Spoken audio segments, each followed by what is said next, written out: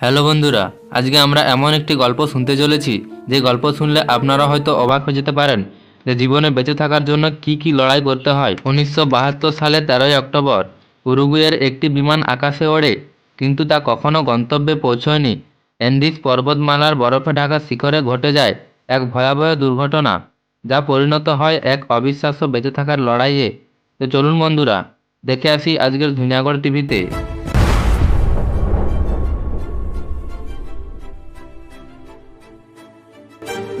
আমেরিকার মন্টিভি থেকে স্যান্টিগো যাওয়ার পথে উরুগুয়ান এয়ারফোর্স ফ্লাইট 571-এ ছিলেন 45 জন, যাদের বেশিরভাগই ছিলেন ওল্ড খ্রিস্টান রুবি টিমের খেলোয়াড় ও তাদের পরিবার। কিন্তু বিধ্বংসী আবহাওয়ার কারণে বিমানটি বিধ্বস্ত হয় চিলির অ্যান্ডিস পর্বতে। বিমানটি পর্বতের সঙ্গে ধাক্কা খেয়ে ভেঙে পড়ে, সাথে সাথে 12 জন মারা যান, আহত হন অনেকেই। দুর্ঘটনার পর বেঁচে থাকা ব্যক্তিদের সামনে ছিল কঠিন বাস্তবতা, তীব্র ঠান্ডা, খাদ্যের অভাব এবং কোনো সাহায্যের আশা নেই। শুরু হয়ে যায় বেঁচে থাকার লড়াই। তীব্র ঠান্ডা ও খাদ্য পানির অভাবে দিন কাটতে থাকে।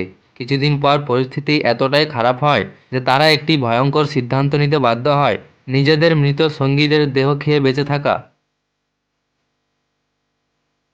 প্রথম দিকে তারা আশা করেছিল যে সাহায্য আসবে, কিন্তু 10 দিন পর রেডিওয় শুনতে পায় তাদের খোঁজ বন্ধ করে দেওয়া হয়েছে। এটা ছিল সবচেয়ে বড় ধাক্কা।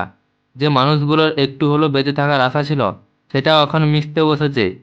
বেঁচে থাকা মানুষদের মধ্যে নান্দো প্যারিডো এবং রুবিস্টো ক্যাসিনা ঠিক করলেন তারা নিজেরাই সাহায্য আনবেন। 10 দিন ধরে বরফে ঢাকা পাহাড় পেরিয়ে তারা এক চিলিয়ান কৃষকের কাছে পৌঁছান, যিনি শেষ পর্যন্ত উদ্ধারকারী দলকে খবর দেন। 72 দিন পর 16 জনকে জীবিত উদ্ধার করা হয়। তারা নিজেদের বেঁচে থাকার লড়াইয়ের জন্য পরিচিত হয় মিরাকেল অব দ্য অ্যান্ডিজ নামে।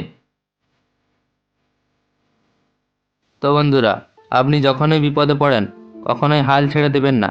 এই ঘটনা থেকে বোঝা যায় মানুষের বেঁচে থাকার আকাঙ্ক্ষা কতটা শক্তিশালী হতে পারে।